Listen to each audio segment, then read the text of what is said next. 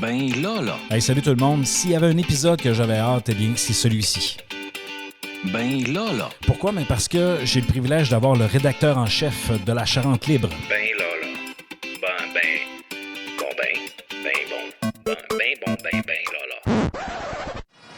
Donc, comme vous le savez, actuellement, je suis à Angoulême, en France, et je fais une série de podcasts sur la ville, sur le coin, pour vous faire découvrir tout ça. Et qui de mieux qu'un rédacteur en chef pour être capable de nous parler de comment ça se passe, c'est quoi l'actualité, c'est quoi l'économie même. Donc, il y a différents sujets qu'on va traiter aujourd'hui. Et quand je dis que j'avais hâte à cette entrevue, c'est que chaque entretien a été particulier. J'ai eu la chance d'avoir de bonnes discussions, nous parler, dans le fond, de nous vanter en quelque sorte le secteur, les organismes et les entreprises qu'on a rencontrés.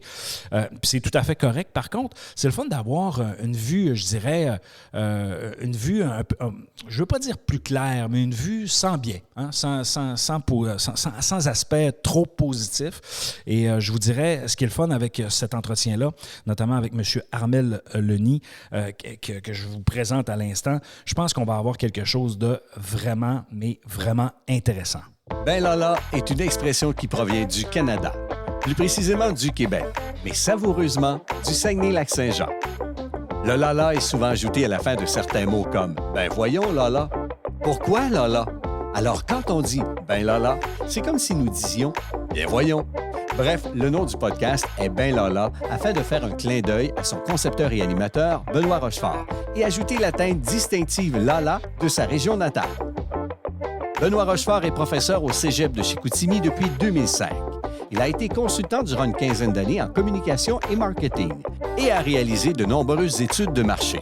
Il est également détenteur d'un programme court de 3e cycle en management de projet, une maîtrise en gestion des organisations et un baccalauréat en marketing. Il s'amuse avec son projet de podcast, Ben Lala. À vous, bon podcast!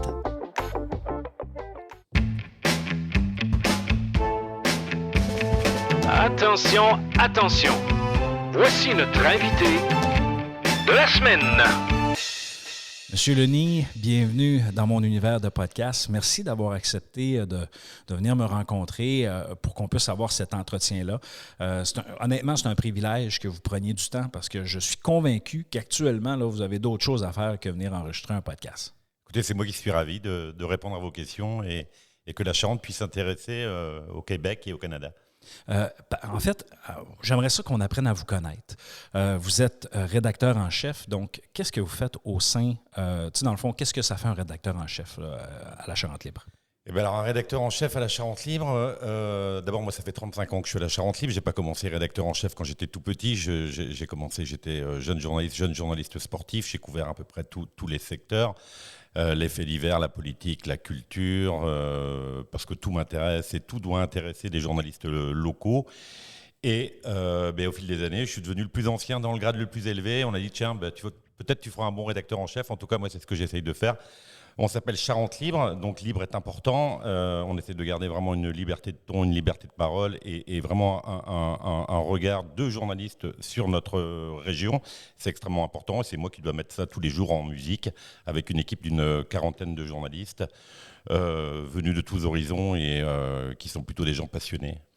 La Charente Libre, là, c'est un journal qui est là depuis combien d'années? Alors, c'est un journal qui fêtera l'année prochaine ses 80 ans, comme la plupart des journaux régionaux en France, puisque ça s'appelle Charente Libre, c'est aussi qu'on a été créé à la fin de la guerre. On a été créé par des résistants auxquels on pense toujours parce que pour nous, c'est important aussi, ces origines. C'est le cas de beaucoup de titres en France. Donc, on est un journal, je vous ai dit une quarantaine de journalistes, 80 salariés. Jusqu'à l'année dernière, on avait même notre rotatif qui était installé sur place. On en était extrêmement fiers après. Aujourd'hui, il y a des impératifs économiques qui font que ça devient compliqué. Donc, on a imprimé à Bordeaux, qui n'est pas très loin, qui est à 1h15. Mais le journal reste extrêmement vigoureux et on essaye en même temps d'être aussi moderne et de s'adapter. On est devenu multimédia et donc sur Internet, il y a aujourd'hui déjà une bonne quinzaine d'années. On est très présent sur Internet, on est très présent sur les réseaux sociaux. La Charente, je vais vous donner un petit ordre d'idée. La Charente, c'est 350 000 habitants. On a 200 000 abonnés à notre page Facebook. On a 200 000 visites aussi par jour sur notre site. À côté de ça, donc notre journal papier, qui représente aujourd'hui encore 28 000 ventes tous les jours. Donc on a un journal extrêmement bien implanté pour le papier, aujourd'hui pour le numérique, ce qui nous permet de toucher un public un peu plus large. En tout cas, peut-être pas de payer, mais au moins de nous lire et d'être implanté comme on l'a jamais été. Et à côté de ça, aujourd'hui, on s'est aussi lancé modestement dans une web TV. On a installé un studio en plein centre-ville où tous les jours, on essaie de faire une émission sur des choses aussi variées que la politique, la culture, le sport, etc. Donc, vous avez ajouté un nouveau média à votre contenu, dans le fond éditorial, en fait, votre contenu journalistique que vous publiez dans votre journal. Effectivement, aujourd'hui, de toute façon, les télés font de la presse écrite et des podcasts et de la radio. Les radios font de l'écrit. Enfin voilà, aujourd'hui, on est devenus tous des médias globaux. On a des spécificités. Je pense qu'on ne traite pas tout à fait l'actu de la même manière. On a aussi des priorités, mais on doit s'adresser à tout le monde et on doit s'adresser en particulier aux plus jeunes. Et les plus jeunes, on sait très bien que c'est via le numérique et via la vidéo, via les images, qu'on réussira à les toucher. Et ça, c'est plutôt une bonne nouvelle pour nous, journalistes. Moi, il y a 20 ans, je me disais, oh là là, qui c'est qui nous lit, qui c'est qui lit encore des journaux locaux. L'image n'était pas forcément chouette. Et aujourd'hui, quand on se balade en ville à Angoulême, et bien, quand on lance une alerte, et bien, on entend sur les téléphones de toutes les générations des ding-ding. Et on se dit, tiens, voilà, ça y est, eux, ils sont abonnés. Ils ne payent pas. Enfin, en tout cas, ils ont téléchargé. Ils ne payent sans doute pas tous. Mais au moins, ils auront l'info grâce à nous. Et au moins, ce qu'on fait les intéresse et ça, c'est quand même vachement chouette. Parlons du journal papier, parce que je constate que vous avez quand même conservé un tirage en physique, en papier. Cet aspect-là, est-ce que plus les années avancent, moins que vous en imprimez? Alors, forcément, on n'est pas effectivement arrivé comme au Canada où il y a des journaux papier, enfin la formule papier qui a disparu. En France, ce n'est pas le cas. Tous les journaux, enfin peut-être un ou deux nationaux quand même, mais tous les journaux régionaux ont encore un journal papier, ce qui représente pour nous l'essentiel de l'économie, en tout cas des revenus via les abonnements, via la publicité, avec des sommes plus importantes que sur Internet. Mais oui, il y a 20 ans, on vendait pas loin de 40 000 journaux tous les jours. Aujourd'hui, on est à 28 000. Donc, c'est pas en 20 ans, c'est tous les ans, on perd 2% de nos lecteurs. Donc, il faut évidemment préparer l'avenir. Mais du coup, grâce au numérique, on n'a jamais eu autant de lecteurs en Charente. Mais effectivement, le tirage papier diminue, mais j'espère qu'il restera parce que d'abord, en Charente, on a une population aussi un peu plus âgée peut-être que dans des grandes villes, et pour eux, c'est extrêmement important. Et tous les matins, d'avoir dans leur boîte aux lettres, parfois même avant 7 h du matin, ils guettent la boîte aux lettres, ils attendent le porteur qui vient leur donner le journal, et pour eux, c'est important. Enfin, on est plus qu'un journal, on est aussi le compagnon du petit déjeuner et le compagnon de toute la journée. Donc, il y a encore une distribution à la porte chez monsieur, madame, tout le monde, ceux qui se paient un abonnement. Ouais, ça, c'est vraiment la clé du succès des journaux régionaux, c'est d'avoir un système de portage avec tous les jours, entre 4 h du matin et 7 h 30 du matin. Charente Libre, c'est leur présenter à peu près 80 personnes qui vont porter les journaux. Alors en ville, c'est assez facile, mais aussi à la campagne, en voiture, il faut se taper toutes les boîtes aux lettres.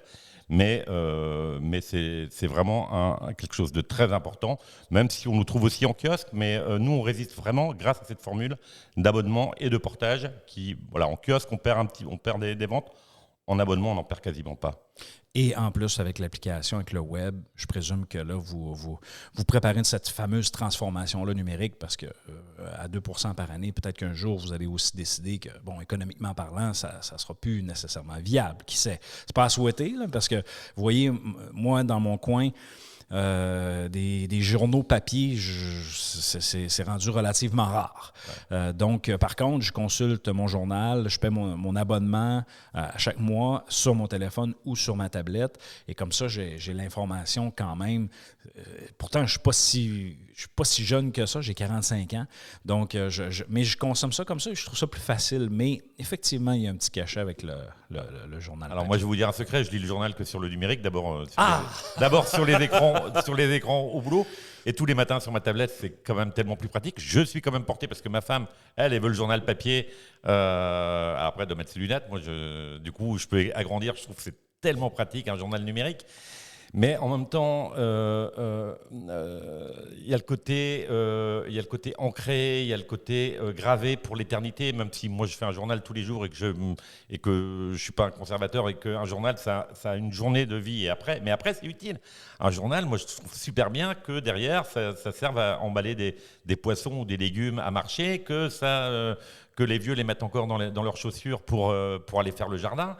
Et voilà, on avait déjà utilisé le recyclage et le fait que ça serve à plein d'autres choses. Il y a des artistes qui font des sculptures avec des charentes libres.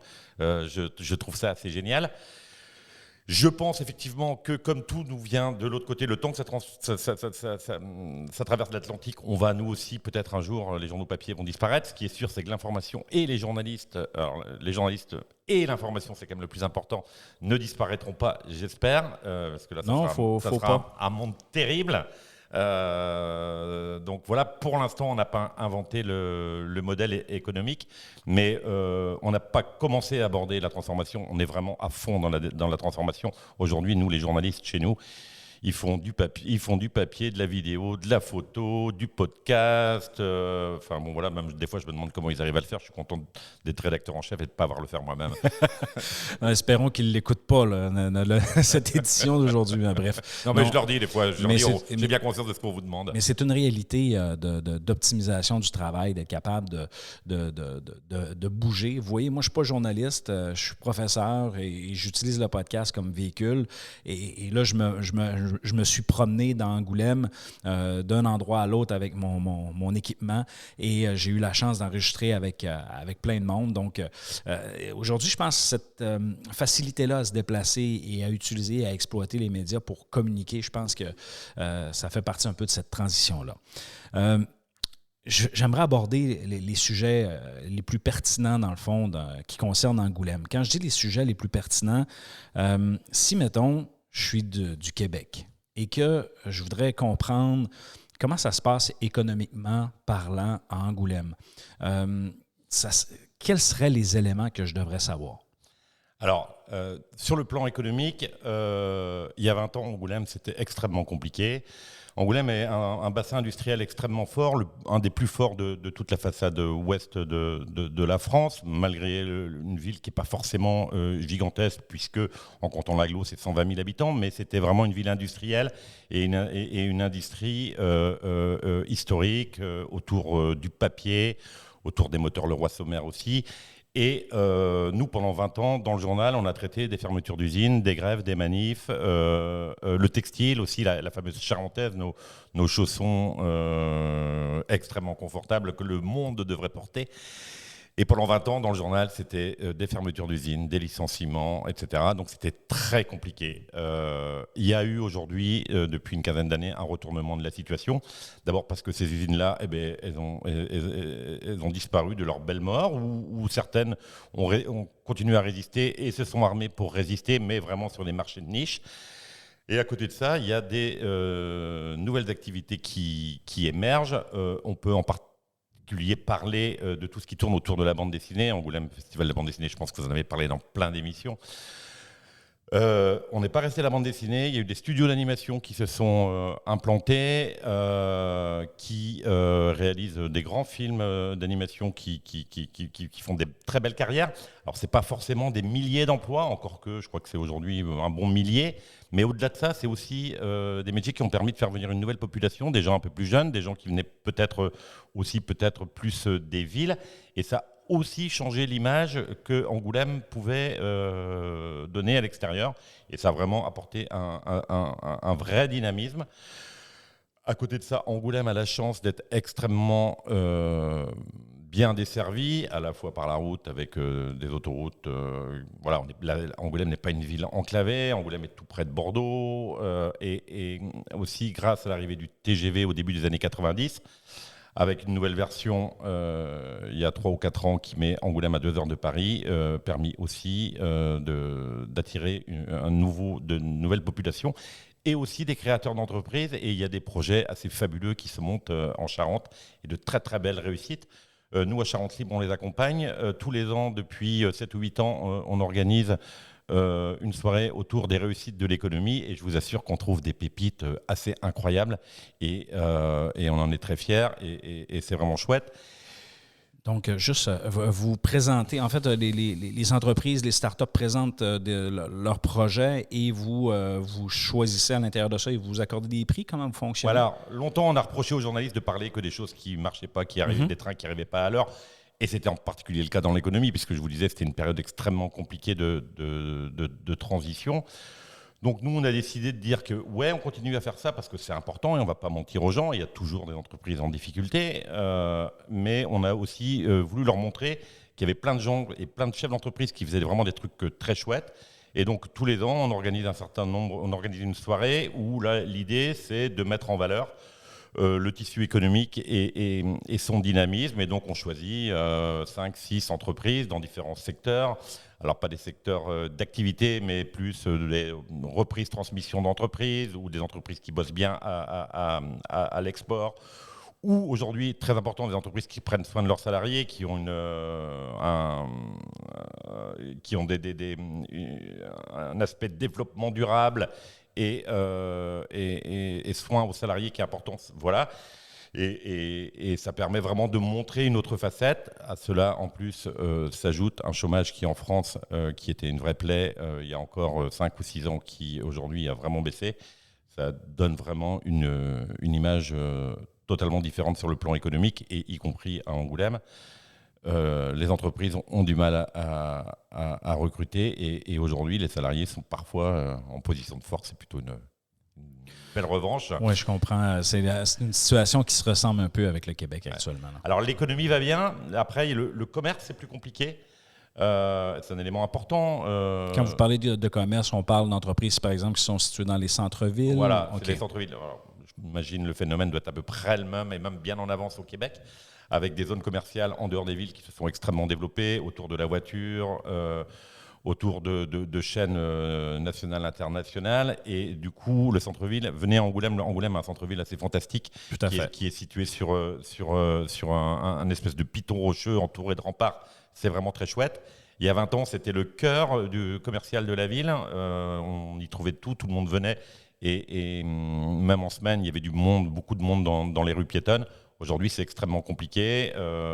Toutes les grosses chaînes sont parties à l'extérieur. Beaucoup de commerces sont fermés. On trouve encore des banques, encore que même maintenant, les banques sont en train de fermer parce qu'elles sont passées aussi au numérique. Donc, on trouve des commerces sympas, des bars sympas, des restos assez chouettes. En Angoulême, il y a notamment un vieux quartier avec tous les restos qui sont concentrés. On a l'impression du coup d'être dans une grande ville parce que tous les soirs, il y a du monde. Alors qu'en fait, c'est vraiment un tout petit endroit, mais enfin un tout petit endroit où il doit y avoir une trentaine ou une quarantaine d'enseignes, et ce qui fait qu'il y a une ambiance sympa. Les restos résistent encore, mais c'est en train, là encore, de changer. Et en revanche, les commerces, c'est plus compliqué, et il y a un vrai défi pour toutes ces villes moyennes en France aujourd'hui de attirer de nouveau les gens en ville, et ça, c'est compliqué. Donc, les centres-villes se vident tranquillement sur certains aspects parce que, tu sais, si on parle sur le plan de l'ambiance, la restauration, les bars, dans le fond, les produits d'appel qu'on ne peut pas nécessairement retrouver et qu'on va prendre le temps de se déplacer, c'est peut-être une ligne à exploiter, mais c'est sûr que tu ne peux pas mettre 300 restaurants pour combler l'ensemble du centre-ville. Là, ça serait pas viable non plus. D'autant plus qu'aujourd'hui, y compris les restaurants et les bars, il y a de plus en plus de restos et de bars qui s'installent dans les zones commerciales, puisque les gens viennent pour faire leurs courses, ils peuvent se garer, c'est super pratique et c'est vachement bien. Sauf que c'est déshumanisé et standardisé. Et donc nous, Charente Libre, même si on est d'abord un média, on a aussi un rôle à jouer au niveau du territoire. Et l'année dernière, on a ouvert donc une nouvelle agence en ville avec notre fameux studio web télé. Et moi, j'ai tenu que ce soit dans la rue piétonne, que ce soit vraiment visible de tout le monde. Alors voilà, c'est pas l'importance d'une chaîne de supermarché, etc. Mais on joue notre rôle, on attire des gens et on montre qu'en ville, il se passe des choses et qu'on a envie que nous aussi d'y participer parce que c'est aussi ce qui fait l'art de vivre à la française. Je ne sais pas trop comment ça se passe au Québec, mais cet art de vivre, il est vraiment important à conserver. Sur le plan culturel, si on regarde Angoulême, est-ce qu'il y a une vie qui qui est intéressante? Est-ce que les artistes ont leur place? Tu sais, si je suis du Québec, encore une fois, en fait, je suis du Québec, et que je veux découvrir la culture, les artistes d'Angoulême, est-ce que c'est un bel endroit pour faire ça? Ouais, alors, d'un point de vue culturel, moi, je suis pas angoumoisin, je suis pas charentais, donc je ne vais pas être chauvin. Mais sincèrement, compte tenu de la taille de la ville, c'est une ville qui a une activité culturelle assez incroyable. On a parlé du festival de la bande dessinée fin janvier qui est génial et qui est un événement national et international. Mais il y a aussi le festival du cinéma francophone avec un certain nombre de films québécois à l'affiche tous les ans au mois d'août avec des stars du cinéma français. Elles sont toutes là, c'est vraiment la rentrée du cinéma. Ça existe depuis une quinzaine d'années et c'est un moment assez magique avec des comédiens qui sont très proches des spectateurs et on les retrouve le soir dans les cafés en ville et on peut discuter avec eux. Et donc ça, c'est un moment extrêmement important. Au mois de septembre, on a une course de véhicules, sportifs. Ensemble, on en a parlé. Ça, combien de. C'est-tu vraiment une course professionnelle ou c'est une course amicale? Alors aujourd'hui, c'est amical, mais c'était une vraie course qui existait jusqu'à la fin des années 50, avec des pilotes comme Fangio qui ont participé. Donc c'était vraiment le plus haut niveau. Mais aujourd'hui, c'est des courses historiques, c'est-à-dire qu'on retrouve les mêmes véhicules qu'à l'époque. Donc les gens qui le font, c'est pas des professionnels, mais c'est des amateurs passionnés, des amateurs en plus qui ont des gros moyens, parce que c'est des voitures genre une Bugatti, on se retrouve avec 15 Bugatti sur le circuit, c'est des voitures qui valent toutes 1 million d'euros chacune, donc on se dit, si elles font la course, hein. Enfin, je veux dire, c'est pas pour rigoler, il y a une vraie course, etc. Il y a beaucoup d'Anglais qui sont passionnés de véhicules anciens, il y a aussi beaucoup d'Anglais qui sont venus vivre en Charente pour ça aussi, qui sont là, qui font venir des amis. C'est un moment assez magique, des voitures anciennes, des voitures de course anciennes. D'abord, ça fait un bruit magnifique et c'est beau et en plus, c'est des gens souvent charmants. Donc, c'est vraiment un moment de fête important. À côté de ça, on a une scène nationale de théâtre qui est aussi ambitieuse et qui propose une programmation plutôt de haut niveau. On a une salle de musique actuelle, la Nef, qui là aussi programme des artistes extrêmement intéressants et qui là touche peut-être un peu plus les jeunes. Il y a vraiment une vie culturelle très très riche et pour nous journalistes c'est vraiment un moment quelque chose de vraiment sympa sur lequel on peut s'appuyer. Donc le poste à choisir c'est journaliste culturel dans votre journal, ça c'est le meilleur poste, c'est ça je comprends. Ouais, alors en même temps il faut être aussi extrêmement éclectique puisque il faut se passionner pour de la bande dessinée, pour de la voiture ancienne, pour du cinéma, pour de la musique, voilà. Mais en tout cas, moi, quand je recrute et que je veux faire venir des jeunes en Angoulême, je leur dis voilà, venez, vous allez vous éclater. Il y a vraiment une vie très sympa et on s'ennuie jamais. Sur le plan sportif, maintenant, nous, vous savez, c'est le hockey. Le hockey sur glace, il y a même le baseball qui est en très grande progression, le football américain. Ici, à Angoulême, là, est-ce que c'est seulement le foot? Est-ce que le rugby, parce que le rugby, j'ai eu le privilège d'aller assister à un match et de comprendre les règles, d'avoir des gens qui m'ont dit « Écoute, Benoît, c'est comme ça que ça se passe. Ah là, c'est pas correct. Là, il y a une faute, là, ci, là, ça. » J'ai été impressionné de voir ça. Vous ne comprendrez jamais les règles du rugby. Pourquoi? Parce que c'est le seul sport où même les joueurs ne les comprennent pas forcément. Donc, c'est... Vous êtes sérieux? Ouais, moi, je suis un ancien journaliste sportif et... Bon, en même temps, je suis arrivé, je n'étais pas un grand spécialiste du rugby, je faisais venir quelqu'un avec moi qui est un technicien qui m'aidait, mais le rugby, au niveau des règles, c'est compliqué. C'est peut-être aussi compliqué que nous, l'image qu'on peut avoir du baseball ou dans le football américain, je pense que c'est beaucoup plus simple. Angoulême, le foot. Alors d'abord, le foot, c'est le sport national en France. C'était aussi le vrai sport historique d'Angoulême qui a joué au plus haut niveau, qui a joué aussi en Coupe d'Europe, mais là je vous parle de il y a 50 ans, et qui petit à petit a périclité. Le problème du foot, c'est qu'il faut des gros moyens. Aujourd'hui, c'est vraiment réservé aux très grosses villes. Donc Angoulême joue à un niveau respectable, mais qui n'attire pas la grande foule.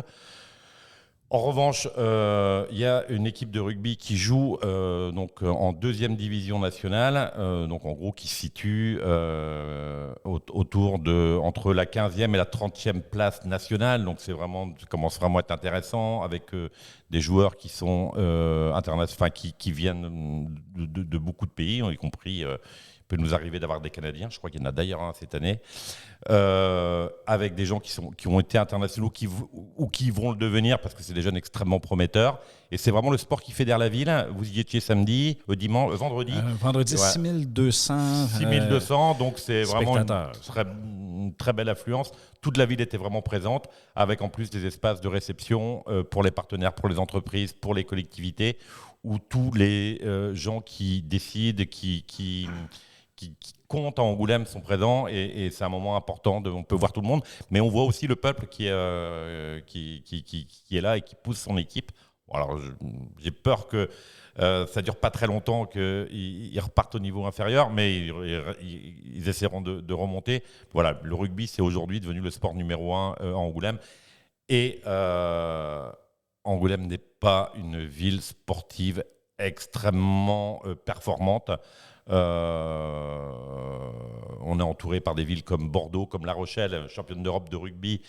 Et Angoulême, c'est un secteur qui pêche un peu. Alors ça pêche aussi, on en parlera peut-être un petit peu, aussi pour des raisons politiques, puisque la ville n'a pas beaucoup de moyens. Vous parlez de la pêche, de la vraie pêche, là? Non, on a une ville qui a des soucis dans le domaine du sport, quoi. Voilà. OK. Non, c'est bon, c'est parce que pour nous, la pêche est quand même un sport qui est pratiqué au Québec. Et c'est drôle parce que c'était samedi dernier l'ouverture de la pêche ici à Angoulême. Et on voyait plein de pêcheurs sur le côté de la Charente à essayer de commencer à attraper des poissons. Donc, c'est pour ça... mais ça reste une activité extrêmement pratiquée, extrêmement prisée. Et on a effectivement, alors je pense que c'est sans comparaison avec ce qu'on peut trouver au Québec, mais on a des belles rivières et des truites encore intéressantes. Encore intéressante. Donc, 6 pouces. Je ne suis pas spécialiste. Vous n'êtes pas pêcheur. Autre sujet, parlons politique un petit peu. Parce que jusqu'à maintenant, bon, j'ai parlé avec plusieurs conseillers municipaux, soit en entrevue dans le podcast, soit en dehors, et des discussions super intéressantes. Est-ce que ça chauffe à Angoulême sur l'aspect politique? Alors, on ne peut pas dire que ça chauffe. Okay. On ne peut pas dire que ça chauffe parce qu'on ne peut pas dire qu'il y a des enjeux considérables. Aujourd'hui, politiquement, Angoulême est une ville qui ronronne, avec des budgets qui sont limités, avec un contexte national pour les collectivités qui est compliqué, et donc une période que moi j'ai connue il y a 15 ans ou 20 ans où il pouvait y avoir une petite folie des grandeurs avec des très grands projets qui, alors peut-être aboutissaient pas, mais en tout cas qui provoquaient un vrai débat. Aujourd'hui, on est plus dans de la gestion quotidienne et je vous disais tout à l'heure les difficultés des villes moyennes à pouvoir exister, à avoir les moyens de développer une vraie politique. Donc, et aussi en France, l'opposition droite-gauche a aussi fortement diminué. Ça chauffe beaucoup plus d'un point de vue social, mais ça vous avez dû aussi le voir mais un sujet qui est national, c'est sur le fameux âge des retraites. Et où Angoulême, qui est une ville plutôt populaire, a eu des manifestations extrêmement fournies. Sur la question des retraites, qu'il y a eu des manifestations assez importantes? Oui, sur les questions des retraites, parce qu'Angoulême garde quand même une base populaire et ouvrière importante, donc des gens qui sont qui restent encore beaucoup engagés dans le combat syndical. Et on se retrouve avec des cortèges qui ont pu monter jusqu'à 15 000 au moment des manifestations les plus importantes. Donc c'est un vrai sujet, mais qui est là beaucoup plus un sujet national. D'un point de vue local, Angoulême reste traumatisé par un épisode qui, là aussi, a fait la célébrité de la ville à un certain moment. C'était à la fin des années 80.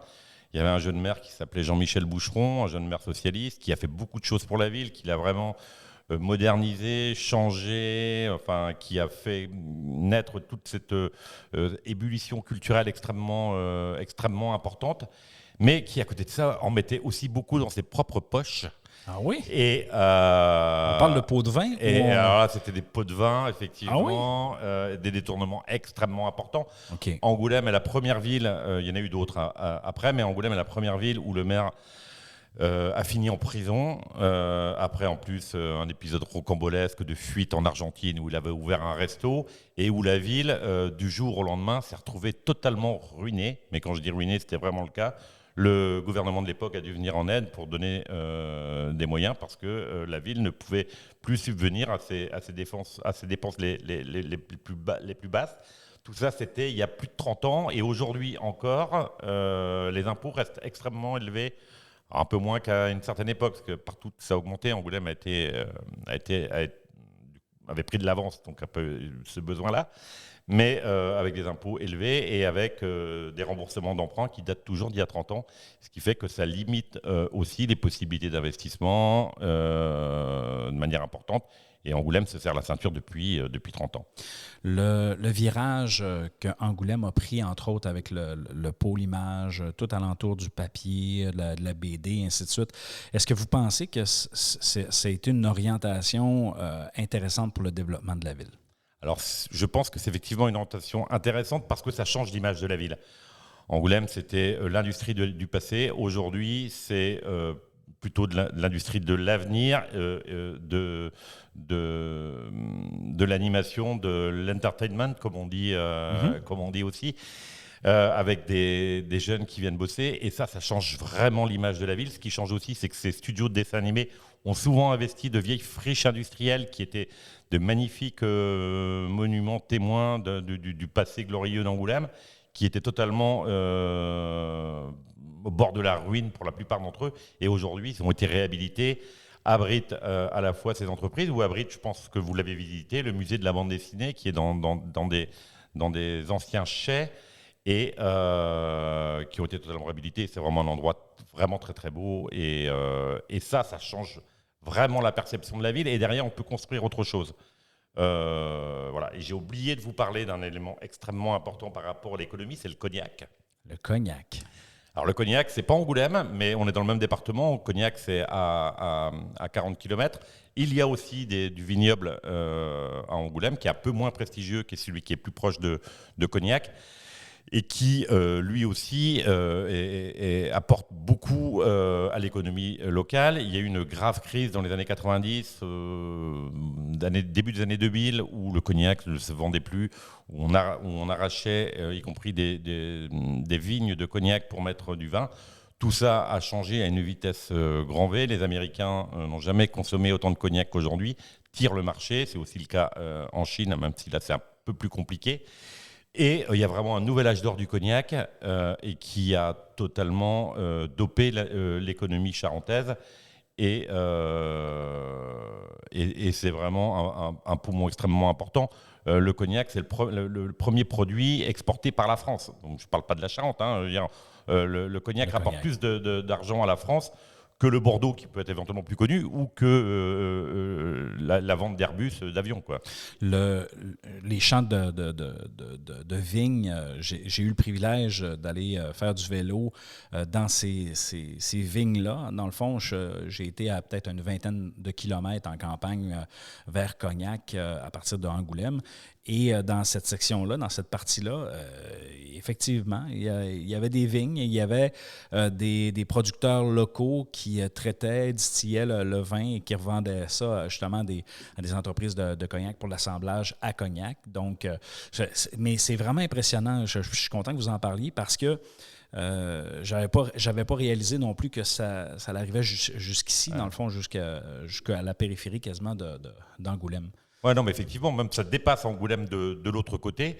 Et en plus, ce qui est intéressant, c'est que ça, c'est une activité qui ne sera jamais délocalisée, qui n'est pas délocalisable, donc on peut vraiment construire dessus, même si, attention, il y a aussi des périodes, il y a aussi des modes, et il y a aussi Des cycles de consommation. Voilà, Tantôt, vous parliez des voilà. Américains, des Chinois. Peut-être que ça va baisser un jour. Voilà. Et dans les années 90, on a connu une période très compliquée avec les gens qui arrachaient. Aujourd'hui, non seulement ils n'arrachent pas, mais on replante et on va racheter des droits à planter. C'est l'administration française, un peu compliqué. Donc, il faut racheter les droits à planter dans le Bordelais ou dans le sud de la France pour pouvoir replanter. Et c'est vraiment un secteur en plein essor. Et là aussi, la Charente en profite. Monsieur Lenny, j'aurais le goût de vous faire un petit quiz avec moi. Avant de faire le quiz, par contre, je vais vous poser une question sur l'ensemble de notre entretien. Selon vous, c'est quoi le gros point fort d'Angoulême et c'est quoi son point faible? C'est quoi le point fort d'Angoulême? Alors, je pense que, même si ce n'est pas tout à fait Angoulême, le cognac est un point fort extrêmement important. Moi, je pense que la situation d'Angoulême est assez idéale parce que on est dans la région Nouvelle-Aquitaine qui a été recréée, qui est une région extrêmement importante, extrêmement dynamique. On est en plein milieu, on est tout près de Bordeaux, on est tout près de La Rochelle, on est tout près de Limoges, on est tout près de Poitiers, on est au milieu de tout ça. Donc ça, c'est vraiment un aspect important. Grâce au TGV, on est aussi à 2 heures de Paris. On est normalement à une demi-heure de Bordeaux. Malheureusement, il n'y a pas assez de trains. Mais c'est un élément important. Donc cette centralité est vraiment chouette.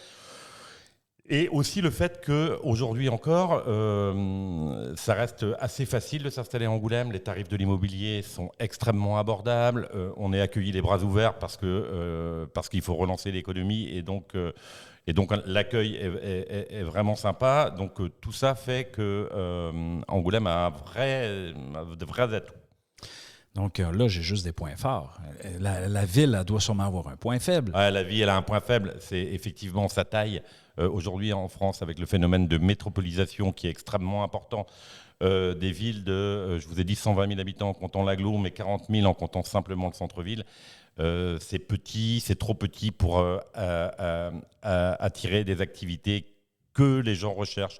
C'est aussi parfois trop petit pour attirer des jeunes qui ont envie de vivre dans des grandes villes. Et ça, c'est un phénomène extrêmement important. C'est aussi peut-être aussi des politiques publiques qui ne sont pas forcément extrêmement dynamiques et avec aussi peut-être des élus qui n'ont pas forcément une vision extrêmement ambitieuse pour la ville. Et c'est aussi un peu le tempérament charentais, désolé de le dire, mais qui est parfois un peu tranquille, un peu peinard et qui n'a pas forcément envie de déplacer les montagnes et qui ne se rend pas compte non plus de tous ses atouts. Ah, c'est bon, non, mais c'est pas nécessairement négatif de ça, dans le fond, je ne veux pas dire de profiter de la vie, mais tu sais, de se laisser porter en quelque sorte. La vie est tellement rendue stressante en quelque sorte. Merci pour cette lucidité et ce regard sur Angoulême et le secteur. Donc là, je vais m'amuser un petit peu avec vous. Est-ce que vous connaissez un petit peu les expressions québécoises? Alors, on va voir. C'est pas ma spécialité. C'est pas votre spécialité. Mais on va voir. Parfait. Donc, je vais vous faire entendre quelques expressions québécoises et je vais vous demander qu'est-ce que ça veut dire. Et bien sûr, le but, c'est de s'amuser tout simplement. Alors, je vais commencer avec un facile. Tigidou.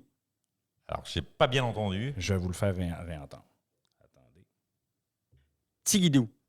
Tigidou. Tigidou, jamais entendu. Non? Jamais entendu. Donc, Tigidou, ça veut dire que c'est bien correct. C'est Tigidou. D'accord. Donc, c'est pas difficile, hein? Prochain. Magané. Magané. Magané. Magané. Ouais. Je ne connais pas non plus. Si j'avais su, on a un journaliste qui a passé 4 ou 5 ans au Québec, qui bosse avec nous, qui est un excellent copain. Si j'avais su, j'aurais pris un petit cours de rattrapage.